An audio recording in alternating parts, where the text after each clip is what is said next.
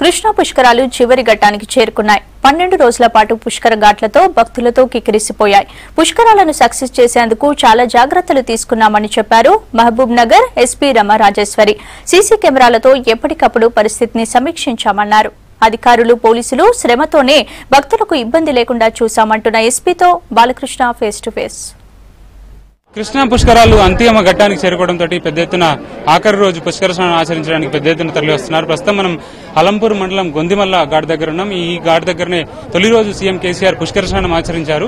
తర్వాత అలంపూర్ జోగులాంబ అమ్మవారిని దర్శించుకున్నారు. ఆ రోజు నుంచి ఈ రోజు దాకా కూడా భక్తుల రద్దీ విపరీతంగా పెరుగుతూ వస్తుంది. గొందిమల్ల ఘాట్ దగ్గర అయితే నిత్యం లక్షలాది మంది జనం పుష్కర స్నానం ఆచరిస్తున్నారు. ప్రస్తుతం మహబూబ్నగర్ జిల్లా ఎస్పీ ఉన్నారు రేమ రాజేశ్వరి, ప్రస్తుతం పరిశీలిస్తున్నారు.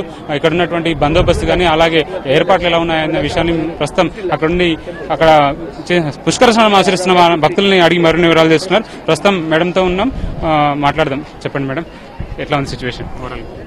ఇప్పటి వరకు చాలా ప్రశాంతంగా పుష్కరాలు జరిగినాయి. మహబూబ్ నగర్ జిల్లాలో ఉన్నటువంటి 52 ఘాట్లలో చాలా చక్కగా సెక్యూరిటీ అరేంజ్మెంట్స్ పెట్టడం జరిగింది. మా ఆఫీసర్స్ అందరూ కూడా చేసినటువంటి ఒక హార్డ్ వర్క్ వల్ల చాలా విజయవంతంగా జరుగుతుంది. ఇప్పుడు గొందిమల్ల ఘాట్లు గౌరవనీయులు సీఎం గారు వచ్చి పోయిన తర్వాత చాలా మంది భక్తులు ఇక్కడికి రావడం జరిగింది. ఇప్పుడు దాకా 12 లక్షల భక్తులు ఈ ఒక్క ఘాట్కి రావడం జరిగింది. అది మాత్రమే కాకుండా ఆలంపూర్ జోగులాంబ అమ్మవార్ల గుడికి కూడా దాదాపు 15 లక్షలు మంది భక్తులు రావడం జరిగింది. ఇన్ని రోజులు కూడా ఎక్కడ కూడా మనకు ఎట్లాంటి ప్రమాదాలు లేకుండా చాలా స్మూత్ గా అన్ని జరిగిపోయినాయి. దీనికి ముఖ్య కారణం ఏంటంటే మేము దాదాపు 2 నెలల నుంచి అడ్వాన్స్ ప్లానింగ్ అనేది మేము చేస్తున్నాము.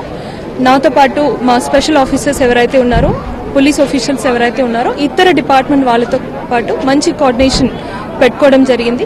దానివల్ల కూడా చాలా సక్సెస్ఫుల్ గా అవడం జరిగింది. ఈ ఒక గొందిమల్ల ఘాట్లు ఇంతమంది అంటే మనం అనుకోనకుండా ఎక్కువ మంది వస్తే కూడా చాలా స్మూత్ గా నడిచిపోయిందంటే దానికి ముఖ్య కారణం 2 ఆఫీసర్స్. ఒకటి మా అడిషనల్ ఎస్పీ శ్రీనివాసరావు, తర్వాత ఏఎస్పీ భద్రాచలం భాస్కరన్. వీళ్ళిద్దరూ చేసినటువంటి హార్డ్ వర్క్ వల్ల ఎట్లాంటి ప్రమాదాలు ఇన్సిడెంట్స్ లేకుండా జోగులాంబ ఘాట్ దగ్గర చాలా ప్రశాంతంగా జరిగింది.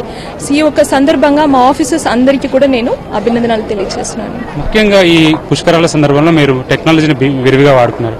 దాంతోపాటు ఇంటిగ్రేటెడ్ ట్రాఫిక్ సిస్టమ్, ఇవన్నీ మీకు రిజల్ట్ చూస్తే ఇప్పటి వరకు 12 రోజులు ప్రస్తుతం ఎట్లా అనిపిస్తుంది? తప్పకుండా అండి. ఇప్పుడు మీరు చెప్పినట్టుగా టెక్నాలజీ అనేది మేము అడ్వాన్స్ పిల్గ్రిమ్ ఇన్ఫర్మేషన్ కొరకు మనం వాడాము. సో అది కూడా చాలా మంది అది వాడుకోవడం జరిగింది. మంచి ఫీడ్బ్యాక్ మాకు పబ్లిక్ నుంచి వస్తుంది. రెండోది వచ్చేసి ఇంటగ్రేటెడ్ ట్రాఫిక్ మేనేజ్మెంట్. మీకు తెలుసు 21 తారీఖు రోజు దాదాపు 22 లక్షలు భక్తులు రావడం జరిగింది.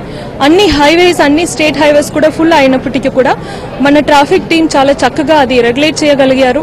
మనం ఒరిజినల్లీ ప్లాన్ చేసిన ప్రకారంగా హోల్డ్ అండ్ రిలీజ్ టెక్నిక్ వాడుకోవడం, జనాల్ని హోర్డింగ్ ఏరియాస్ లో కొంతసేపు ఆపి ట్రాఫిక్ రెగ్యులేషన్ చేయడం జరిగింది.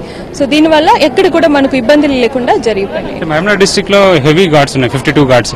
ఇంతమంది 1.5 పైగా ఇప్పటి వరకు పుష్కర స్నానం ఆచరించినట్టుగా అప్రాక్సిమేట్లీ ఫిగర్ తెలుస్తుంది.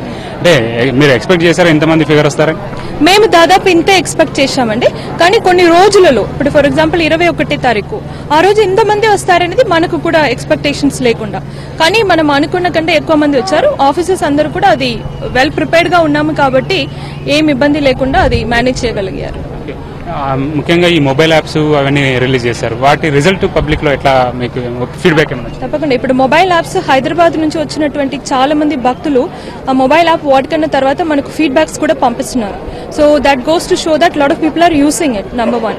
నంబర్ 2 వచ్చేసి ఫేస్బుక్ ద్వారా మేము pilgrim information up to date ఇస్తున్నాం. దానివల్ల కూడా మనకు ఒకటి ఫీడ్బ్యాక్ వస్తుంది, ఇంకొకటి ఎక్కడైనా ఏమైనా ఇష్యూస్ జరుగుతున్నాయి, ఎక్కడో చిన్నగా ట్రాఫిక్ జామ్ జరిగిందంటే కూడా పబ్లిక్ ఈ ఒక మీడియం ద్వారా మాకు ఇన్ఫర్మేషన్ ఇస్తున్నారు. So it is an interactive medium అనమాట. సో ఈ రెండు కూడా మనకు చాలా హెల్ప్ఫుల్ అయినాయి. ముఖ్యంగా ఈ గొందిమల్ల ఘాట్ అనేది రోడ్ చిన్నగా ఉండింది. మన ఆలంపూర్ చౌరస్తా నుంచి ఇక్కడ దగ్గర రావడానికి కూడా కొంచెం ఇబ్బంది, హెవీగా అన్ఎక్స్పెక్టెడ్ గా ట్రాఫిక్ పెరిగిపోయింది. కానీ ఈ ట్రాఫిక్ ని కంట్రోల్ చేయడంలో, రెగ్యులేట్ చేయడంలో మీకు ఏమైనా ఇబ్బంది అనిపించింది? ఇబ్బంది అంటే మనకు చాలా మంది వచ్చినప్పుడు మనకు కొన్ని ఇష్యూస్ మనకు వస్తాయి. కానీ ఇంతకుముందు నేను చెప్పినట్టుగా మా ఆఫీసర్స్ బాగా హార్డ్ వర్క్ చేశారండి. They were all standing continuously on the roads. దానివల్ల అడిషనల్ ఎస్పీ కానీ ఏఎస్పీ భద్రాచలం కానీ చాలా హార్డ్ వర్క్ చేశారు కాబట్టి మనకు జామ్స్ అనేది ఎక్కడ కూడా లేకుండా మనము రెగ్యులేట్ చేయగలిగాం. కంటిన్యూస్లీ ఫ్రీ ఫ్లో అనేది మనము మెయింటైన్ చేయగలిగాం. సీసీ కెమెరాస్ ప్రతి సెంటర్లో కూడా ప్రతి ఘాట్లో కనీసం 20 నుంచి 30 దాదాపు 50 వరకు కూడా ఉన్నాయి 52 ఘాట్స్ లో. ఈ రిజల్ట్స్ సీసీ కెమెరాస్ ఆ రిజల్ట్స్ ఎట్లా ఉంది? ఒకటి మనము ప్లానింగ్ చేసుకున్నాం. ఇప్పుడు సీసీటీవీ కెమెరా ద్వారా మనకు క్రౌడ్ ప్రెషర్ గురించి తెలుస్తుంది కాబట్టి ట్రాఫిక్ టీమ్ కు మనము అడ్వాన్స్ ఇన్ఫర్మేషన్ కలిగాం.